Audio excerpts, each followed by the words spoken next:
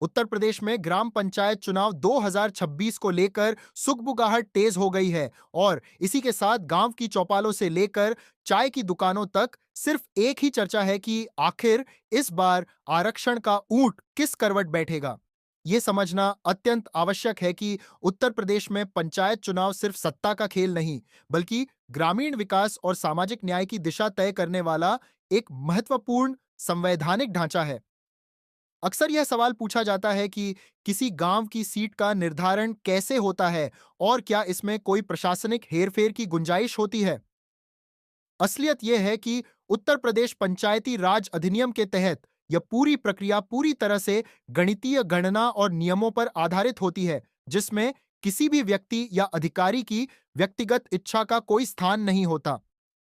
इस पूरी व्यवस्था को जिला स्तर पर जिलाधिकारी की निगरानी में पंचायती राज विभाग और सांख्यिकी विभाग मिलकर संचालित करते हैं, ताकि पारदर्शिता बनी रहे।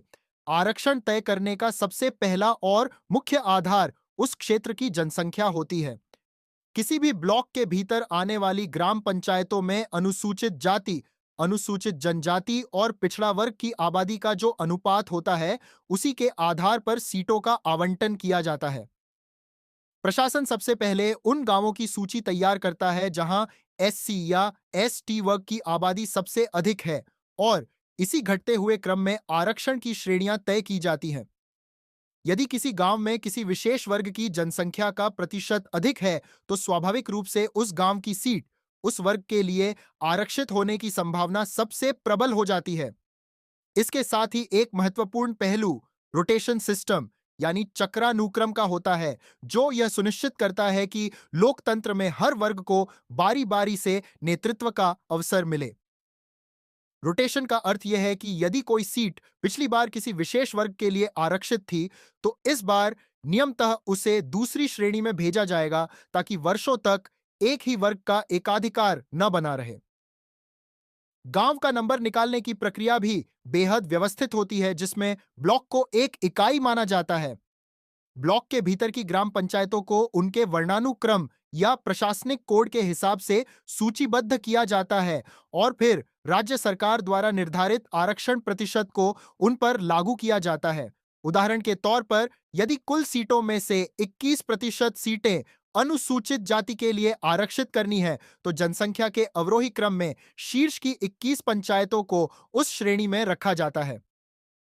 इसी प्रक्रिया के भीतर महिला आरक्षण की व्यवस्था भी निहित होती है। उत्तर प्रदेश में महिलाओं के लिए लगभग 50% आरक्षण का प्रावधान है, जिसे क्षैतिज आरक्षण के रूप में लागू किया जाता है। इसका अर्थ यह है कि यदि एससी वर्ग के लिए सीटें तय हुई हैं, तो उनमें से आधी सीटें अनिवार्य रूप से एससी महिलाओं के लिए होंगी और यही नियम अन्य सभी श्रेणियों पर भी समान रूप से लागू होता है। 2026 के पंचायत चुनावों में इस बार कुछ विशेष चुनौतियां और बदलाव भी देखने को मिल सकते हैं, क्योंकि परिसीमन और पंचायतों के पुनर्गठन की वजह से कई गांवों का भूगोल बदल चुका है। नई पंचायतों के गठन और कुछ के विलय होने के कारण आरक्षण की गणना बिल्कुल नए सिरे से की जाएगी। प्रशासन द्वारा जब आरक्षण की अस्थायी सूची जारी की जाती है, तो वह जनता के लिए एक अवसर होता है कि यदि उन्हें आंकड़ों या रोटेशन में कोई विसंगति नजर आए, तो वे अपनी लिखित आपत्ति दर्ज करा सके। ब्लॉक कार्यालय या जिला पंचायत राज अधिकारी के पास अपनी आपत्ति दर्ज कराने के बाद विभाग उन दावों की गंभीरता से जांच करता है और संतुष्ट होने पर ही अंतिम सूची का प्रकाशन किया जाता है। एक बार अंतिम सूची जारी होने के बाद उसमें बदलाव की गुंजाइश न के बराबर रह जाती है। इसीलिए चुनाव लड़ने के इच्छुक उम्मीदवारों के लिए अस्थायी सूची का समय सबसे संवेदनशील होता है। अक्सर चुनावों से पहले यह अफवाहें उड़ती हैं कि आरक्षण की जानकारी पहले ही लीक हो गई है, लेकिन तकनीकी रूप से जब तक जिलाधिकारी के हस्ताक्षर से आधिकारिक सूची चस्पा नहीं होती, तब तक कोई भी जानकारी केवल एक अनुमान मात्र होती है।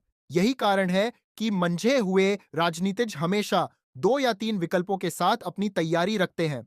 यदि सीट सामान्य रही, तो मुख्य दावेदार खुद मैदान में उतरता है और यदि सीट महिला या किसी अन्य वर्ग के लिए आरक्षित हो जाती है, तो परिवार के अन्य सदस्यों या समर्थकों के माध्यम से चुनावी बिसात बिछाई जाती है। अंततः उत्तर प्रदेश ग्राम पंचायत चुनाव 2026 की यह पूरी प्रक्रिया सामाजिक संतुलन बनाए रखने का एक प्रयास है। उम्मीदवारों और जागरूक नागरिकों को चाहिए कि वे केवल आधिकारिक नोटिस और सरकारी वेबसाइट पर दी गई जानकारियों पर ही भरोसा करें, ताकि वे बिना किसी भ्रम के अपनी चुनावी रणनीति तैयार कर सकें।